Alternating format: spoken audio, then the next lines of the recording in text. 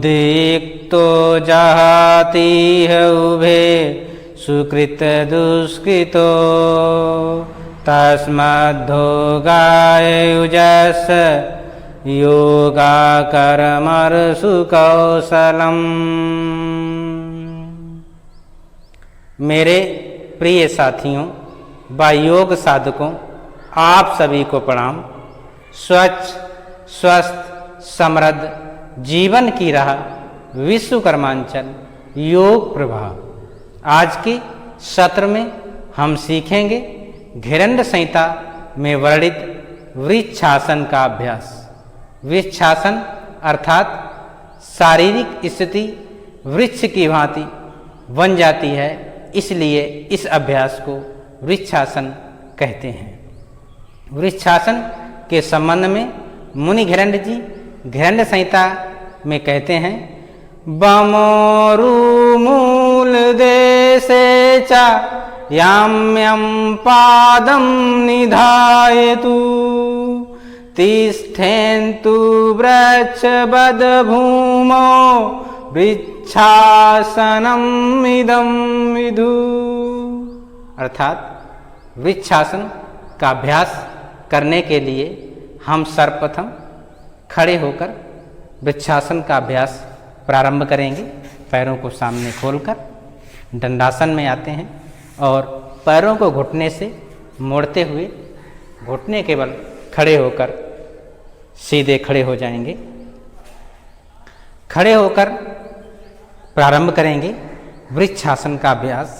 सर्वप्रथम अपने बाएं पैर को उठाते हैं और बाएं पैर को उठाकर अपने बाएं पैर के तलवे को दाहिनी जांघ पर इस प्रकार स्थिर करके संतुलन बनाते हुए खड़े होकर हाथों को साइड से खोलते हैं। हथेलियों को ऊपर की तरफ ले जाकर दोनों हाथों को आपस में इस प्रकार प्रणाम स्थिति में मिलाकर सीधे खड़े हो जाते हैं। श्वास को अंदर भर लेते हैं। 10 से 20 सेकंड तक श्वास को होल्ड रखते हुए वृक्षासन की स्थिति में बने रहते हैं। तत्पश्चात श्वास को निकालते हुए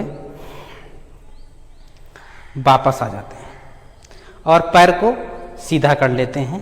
पुनः दाहिने पैर को उठाते हैं और दाहिने पैर के तलवे को बाईं जंघा पर इस प्रकार स्थिर करते हुए पुनः श्वास को अंदर भरते हुए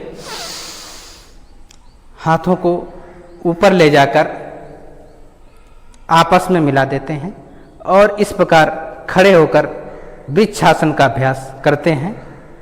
वृक्षासन को नित अपनाओ, वृक्षासन को नित अपनाओ, धैर्य शांति संतुलन पाओ।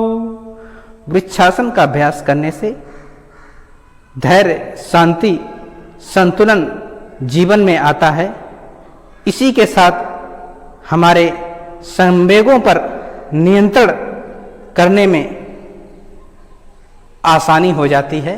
वृक्षासन का अभ्यास करने से हमारे हाथ पैर के स्नायु पुष्ट मजबूत होते हैं।